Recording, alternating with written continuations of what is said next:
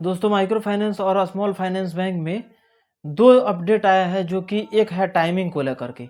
जैसा कि field officer में बहुत सारे लोग काम करते हैं या अदर पोस्ट पे भी काम करते हैं, तो ये जानते हैं कि सुबह से लेकर के शाम तक उसमें काम करना पड़ता है और उसमें टाइमिंग का लिमिट नहीं रहता है। 12 घंटा नहीं बल्कि 16 घंटा इसमें काम करना पड़ता है माइक्रो फाइनेंस में।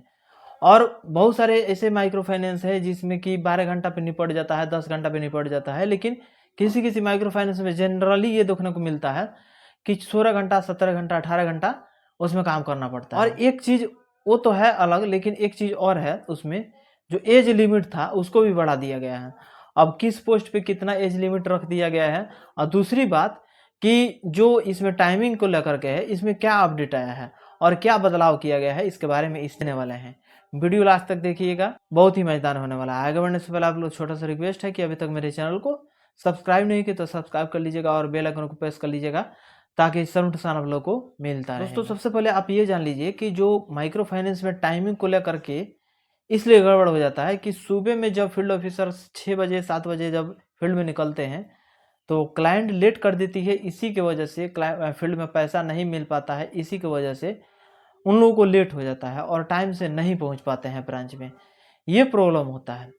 अब ये प्रॉब्लम होता है तो ब्रांच मैनेजर का ये प्रेशर रहता है कि आपको किसी न किसी प्रकार से आपको कलेक्शन करके देना है तो देना है। बहुत सारे लोग जो झेल पाते हैं वो तो काम करते हैं, लेकिन बहुत सारे लोग अगर इस पे झेल नहीं पाते हैं तो क्या करते हैं कि रिजाइन दे करके चले जाते हैं। अगर सोचते हैं, किसी के मुंह से सुनते हैं कि ये फाइनेंस छोड़ दो, उस फाइनेंस में ज्वाइन कर लो, वो फाइनेंस में टाइमिंग अच्छा है, सैलरी अच्छा है, सब चीज़ बेहतर है, आप उसमें चले जाते हैं। लेकिन बाद में देखते हैं कि उसमें भी यही प्रॉब्लम है, तो आप छोड़ देते हैं। मतलब तरह तरह के परेशानी आपके पास आते ही रहता है। तो देखिए टाइमिंग का जो है ना, तो सबसे पहले ब्रांच मैनेजर पे थोड़ा सा डिपेंड होता है, क्योंकि जितने सारे ऊपर लेवल के पोस्ट के ऑफिसर हैं, एम्प्लॉय हैं, वो ये सोचते हैं कि हमारे जो ब्रांच है वो टाइम से बंद हो जाए और टाइम से कलेक्शन हो जाए, सब कोई चाहता है। तो जो ब्रांच मैनेजर है, ब्रांच मैनेजर के ऊपर डिपेंड क्या करता है कि फील्ड में किस प्रकार से सुधार देना है, सुधार करना है, और अपने जो फील्ड ऑफिसर हैं उनको किस प्रकार से डेली बेसिस पे जो मीटिंग होता है।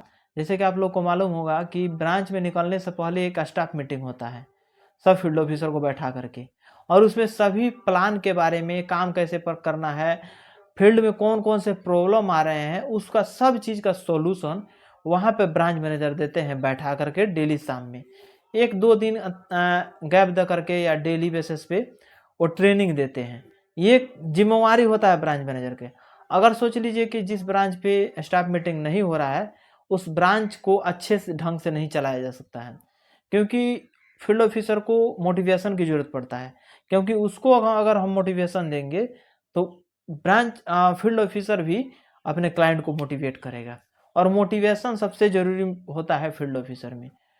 फील्ड ऑफिसर क्या चीज़ है, एक सेल्समैन है, और सेल्समैन का काम ये होता है कि अगर मिट्टी हाथ पे उठा करके उसको सोना बता करके बेच दे, वही सेल्समैन होता है। असली सेल्समैन वही होता है। तो ये सारी जो जानकारी इसलिए दे रहे हैं कि सबसे ज़रूरी होता है जो अपने ब्रांच पे जो हम काम कर रहे हैं उस ब्रांच पे सुधार। और दूसरी बात कि आजकल के डेट में जो कंपनी वाले हैं वो भी सोच रहे हैं कि हमारे फील्ड ऑफिसर जो हैं इतने रिजाइन दे करके चले जा रहे हैं।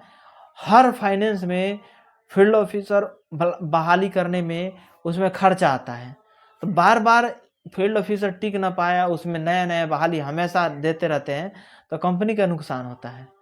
तो उस नुकसान से बचने के लिए कंपनी भी ये सोच रही है कि हम कुछ ऐसा तरकीब लाएं जिसकी वजह से हमारे फील्ड ऑफिसर उस पर काम करें।